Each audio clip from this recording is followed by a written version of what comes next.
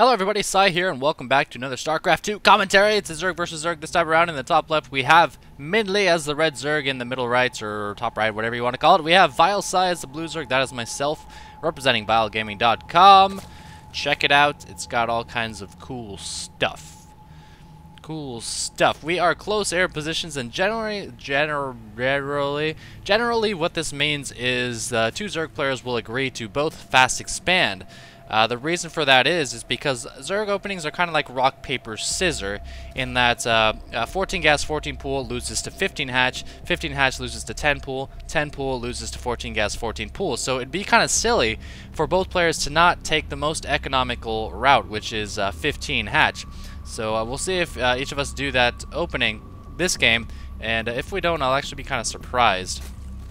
Because there's no reason not to. You're basically saying, oh, I know that you're there, but I'm going to play from behind anyway. It's similar to what I did in the Idra game, but I explained that that's why I did it. I just wasn't comfortable playing against Idra, obviously because he's really good.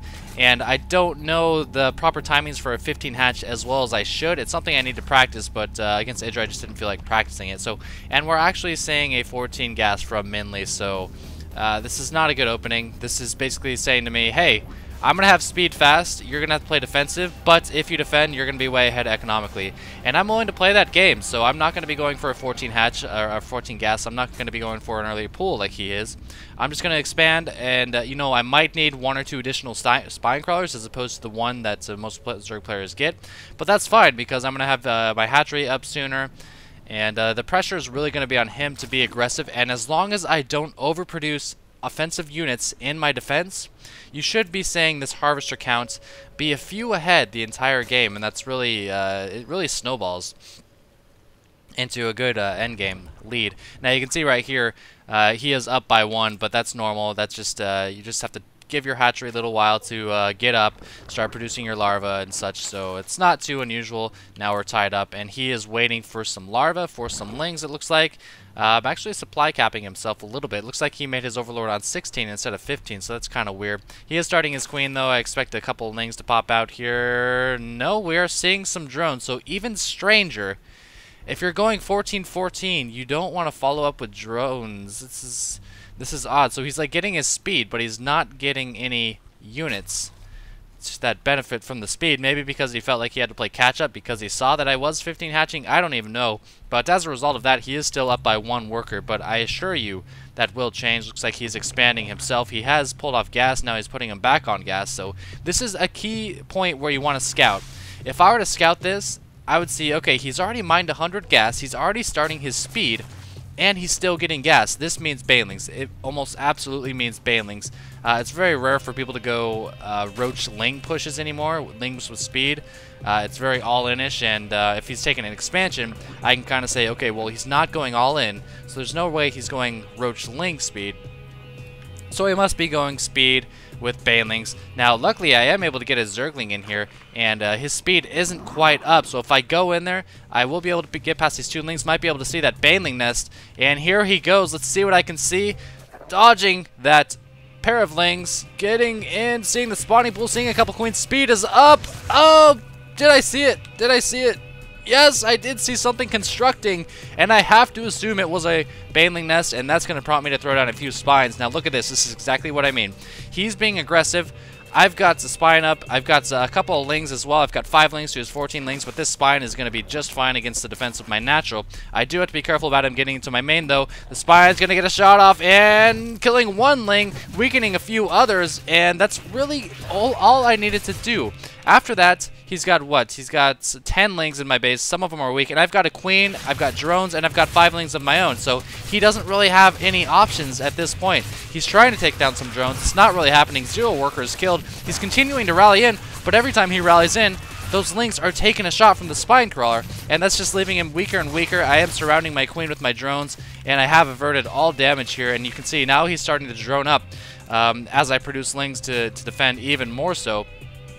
But again, after that attack, he is behind right now. It's 27-27. I've got 8 lings compared to his 10 lings compared to his 2 banelings. I've got an overlord. Oh, I knew something was up there.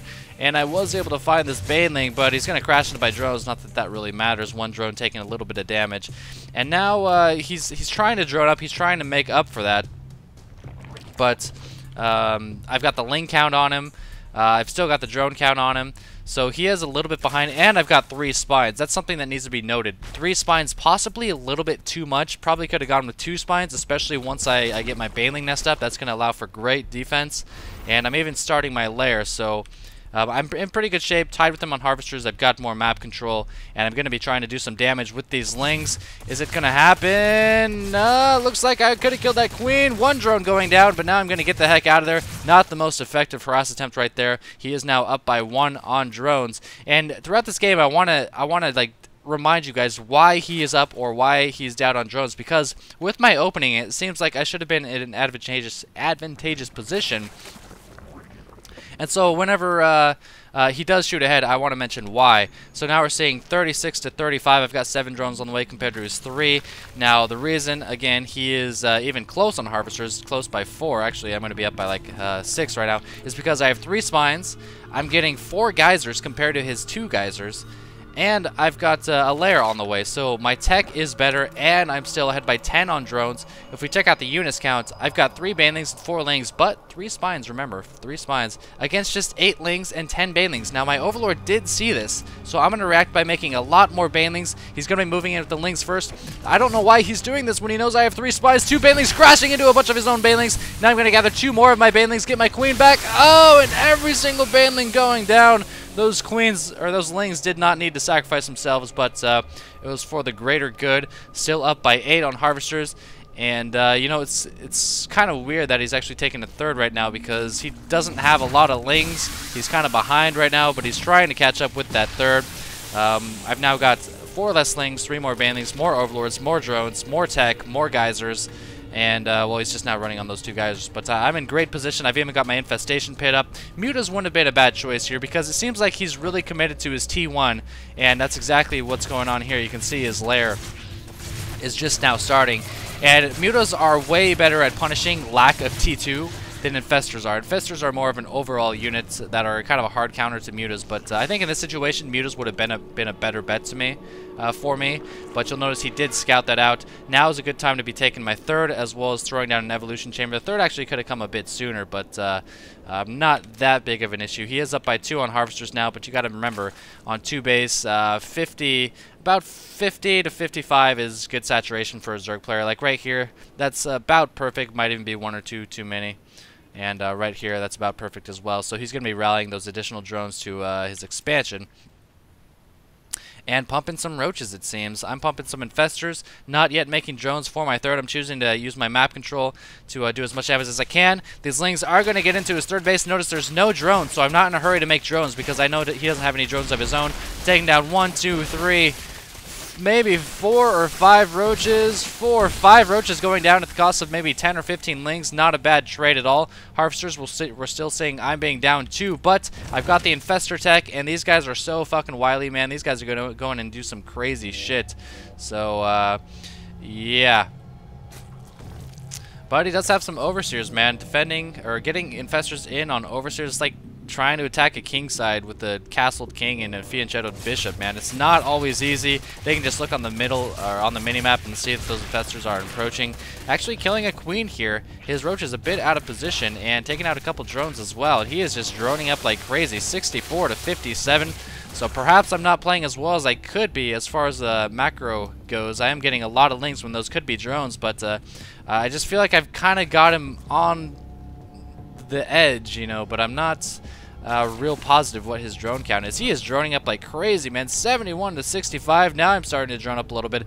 Lings and infestors on the way. It looks like I'm going to be sticking with the ling infestor play. I've got 2 evolution chambers for my melee attack, and he is spreading creep a tid.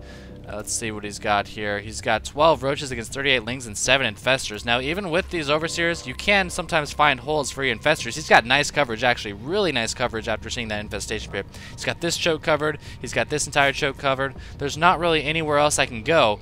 and I'm going to try to make something happen. As we can see here, bird, some infestors there. We've got a little battalion down here trying to get something done. This queen is going to take down this overlord. 63 to 70 on the harvester count still.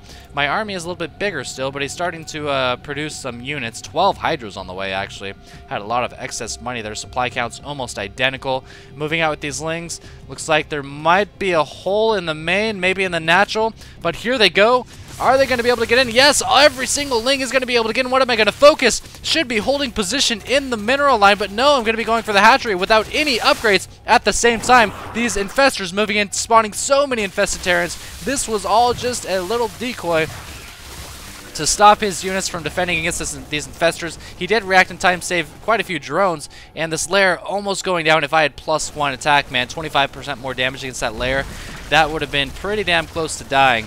But that hatchery does go down, and he realizes, I have to go attack now. My hatchery's down. He's got a third base. This overlord is going to be taken out. These infestors have to be careful. He doesn't have an overseer with him, though, so he can't quite spot them. What do I have defending? A few banelings and lots of zerglings, but these zerglings are only 1-0. These units are 2-1. Infestors coming in with the fungals. No, these infestors coming in the back. All of them dying with about 4 or 5 fungals left. But it looks like I might be able to clean it up anyway. More lings reinforcing. These hydras actually burrowing. Hydra's actually burrowing. I thought I destroyed this army, but they just burrowed, waiting for infestors. Now they're going to pop up and catch me by surprise. I thought they were all dead, and like, what?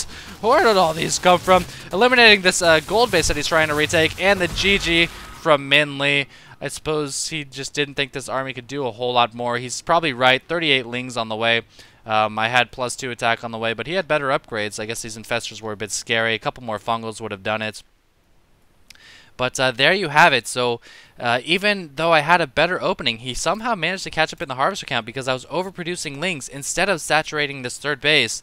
Luckily, the tech of my infestors was a bit better than the tech of his roach hydra. I was able to get in there and do some damage here. Lings give you great map control. They really synergize well with pretty much any Zerg unit, and I was able to take the game. So I think it is safe to say I would have taken it at this point. I've got 3 spines, another inject, 38 lings. If this would have been cleaned up, he had 2 bases.